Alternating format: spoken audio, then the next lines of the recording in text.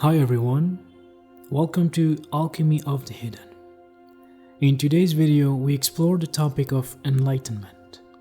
Did you reach enlightenment? Or is your ego tricking you? How can we know if someone actually reached enlightenment? This is what we are going to talk about today.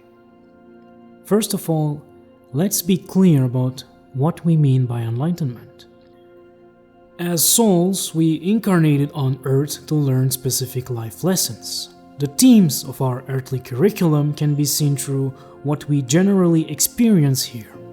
Look at the kind of movies we create, the kind of music we enjoy, and so on. There are exceptions, of course, but you can see the general trends if you pay attention. Why did we come here? Because life on Earth offers many possibilities for growth. If we are, as souls, all about bliss, ecstasy, love, limitlessness, experiencing life in a physical plane that is all about greed, envy, jealousy, violence, brutality, corruption, revenge, and so on, is the perfect training ground. That is why most spirituals call this plane of existence the 3D. Now, as we go about our earthly lives, we experience some nice and some not so nice experiences. Obviously, as we go through these experiences, we form beliefs. Most of these beliefs, however, are rarely healthy. As an example, it's not difficult for a newcomer to strongly believe in scarcity, in lack, in pain, in suffering. This is what we see around ourselves for the most part, and even if we don't try, mainstream media is always blasting negativity into our ears.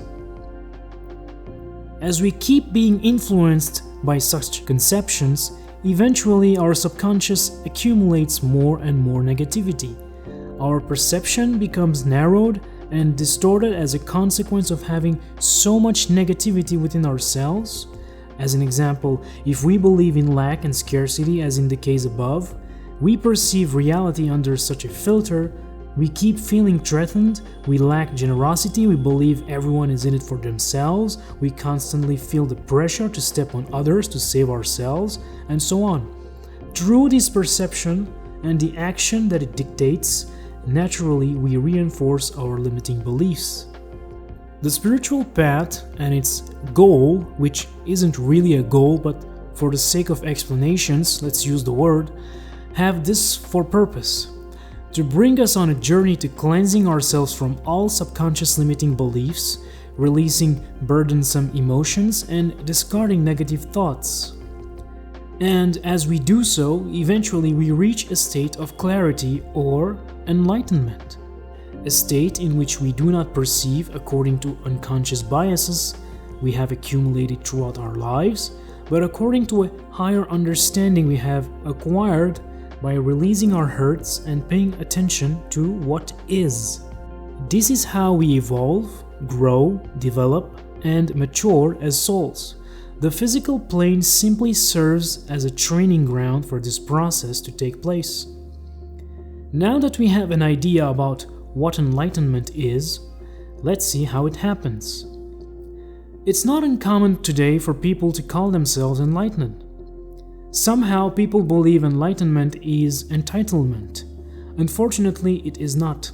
Reaching the state is quite the feat and the leap in terms of human evolution.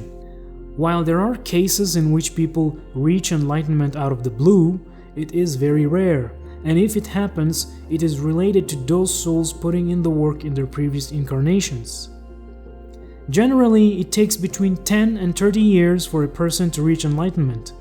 What's more is that although we can practice certain exercises and do different things, ultimately, reaching enlightenment depends on factors we do not control. Being self-aware for the first time is quite blissful, but it is not enlightenment. Having a Kundalini awakening too is not enlightenment. We do not reach enlightenment by reading books neither, nor do we reach enlightenment by talking about it. Most people are barely aware of their thoughts, emotions, and general reactions.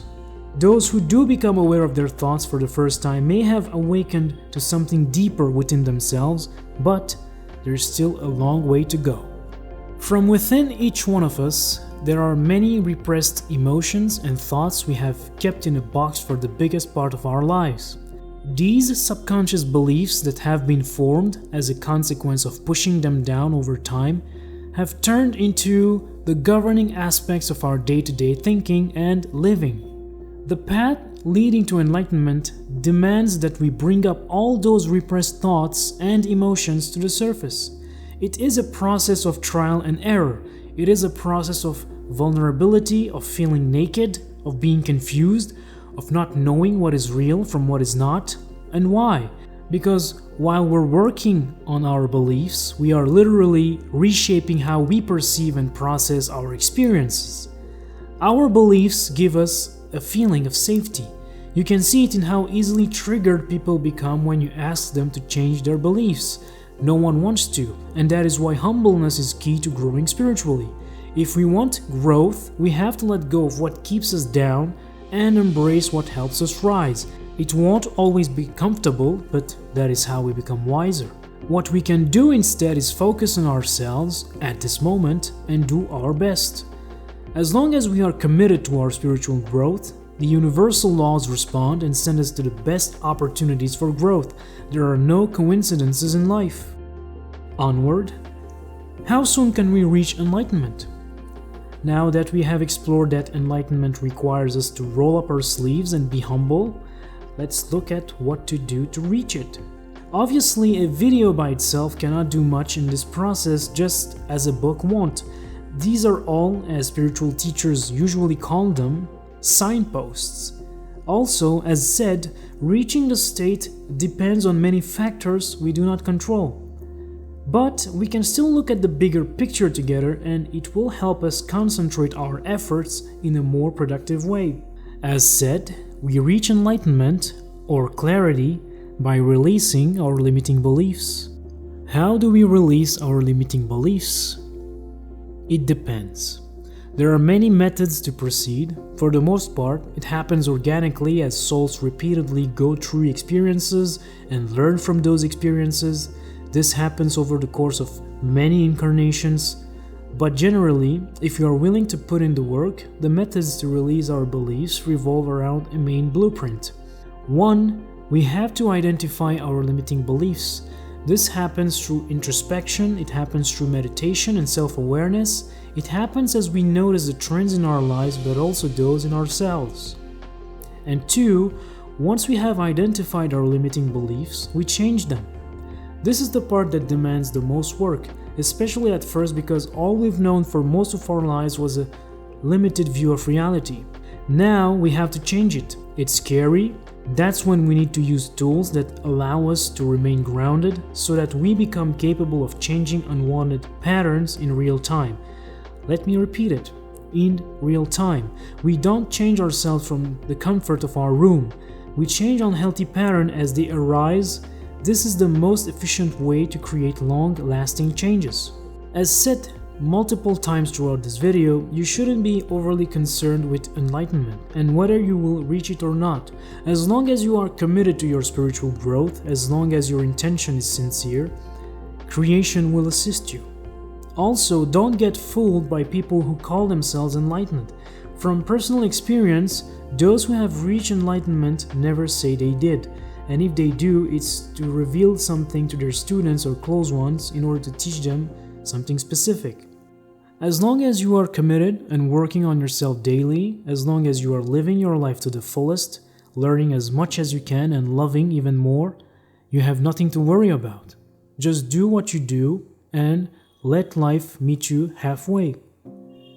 This should conclude our video for today. If you have any related questions, be sure to put them in the comments. Thank you for watching and being part of this beautiful community. If you enjoyed this video and would like to support in spreading the message, you can do so by liking the video, sharing it, and subscribing to the channel. Thank you for being with us, and we will see you next time. Blessings. Bye.